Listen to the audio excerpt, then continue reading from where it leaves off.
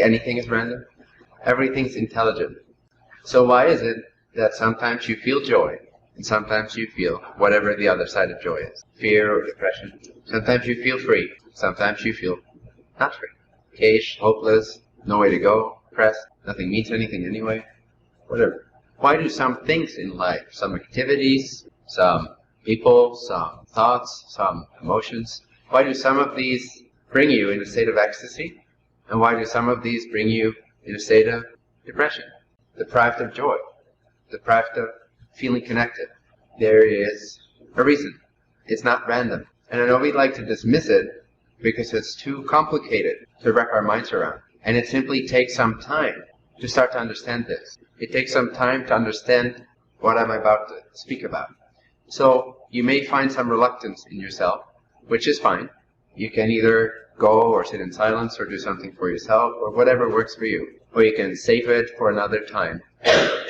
When you do realize that there is a benefit to being happy, whether that's spiritually accurate or not, whether that's non-dually accurate or not, you realize that at some point, again, after the seeking has come and gone, there is a value to happiness. There's a real value to joy.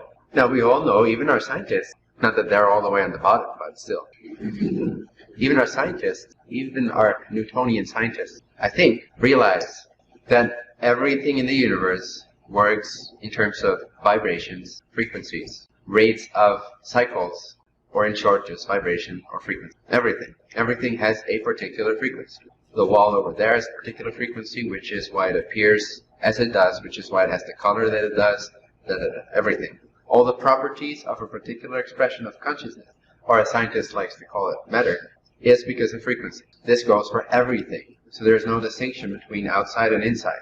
So this applies to your mind as well as your emotional. Now the representation of a low frequency, as we know it, would be depression. And you can actually feel it.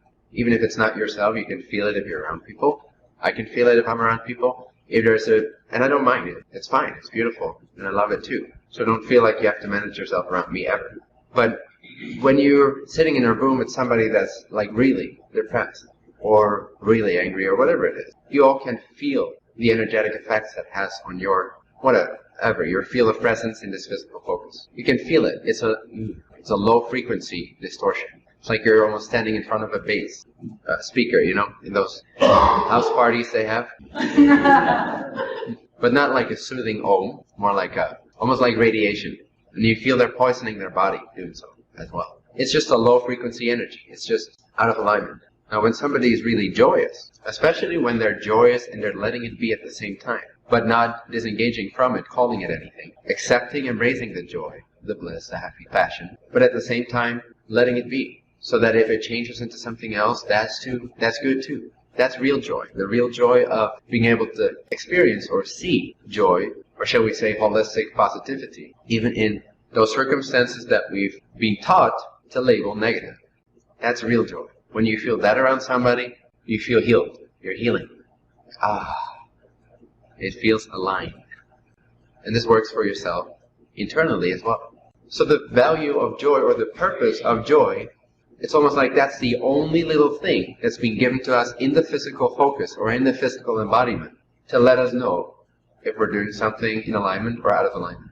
That's its value. It's your only compass here. You don't know why, you don't know what, you don't know how. All you know is what you're experiencing right now. And what you're experiencing right now can either resonate, and if it resonates, we could call that an increase in frequency. It's scientific. It's not really woo-woo, unless you want to call it woo-woo. To me, it's not woo-woo. The language of it is a bit woo-woo, but I haven't figured out a better way to describe it yet. But the experience I'm conveying is not woo-woo. It's very practical. It's very real. It has very real benefits to your life and those around you and your purpose here. It's more purposeful to me at this point than sitting around and pretending enlightenment is something naked. That has its value too. But if that's drawn out for too long, it starts to become non-resonant. Those who seek for many, many years are doing something wrong. Sorry to say that. You're doing something wrong to yourself. You're not doing something wrong that you should be doing right, but you're not listening to yourself. You're not giving yourself enough credit. You're not listening to your inner compass. You're listening to teachers. So if I ever become such an obstacle, please by all means, drop me. Take only what resonates for you. It's very important. I would never want to be an impediment or an example with which you can compare yourself in a negative way. If I form any sort of impediment within your being, in your mind, then don't show up anymore, or drop me out of your mind, or find an acceptance for it, or whatever works. But don't continue along that path. Don't think that I have the truth. You have the truth. There is no one truth. There is moment by moment truth, which is tuned into by listening to what brings you happiness, awe, excitement. If you listen to that, then that means that that's the absolute truth in that moment. If that means to light up a cigarette, that means lighting up a cigarette is the absolute truth of the entire universe within you in that moment. Nothing any of the teachers ever said or declared is more truthful in that moment than if you're truly, genuinely, holistically excited about lighting a cigarette.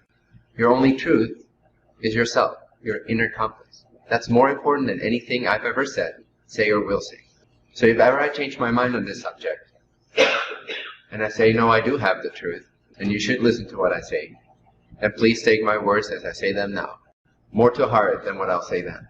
I don't anticipate that will happen. So again, the misperceived notion of enlightenment equals listening to your heart, listening to your joy, listening to your bliss.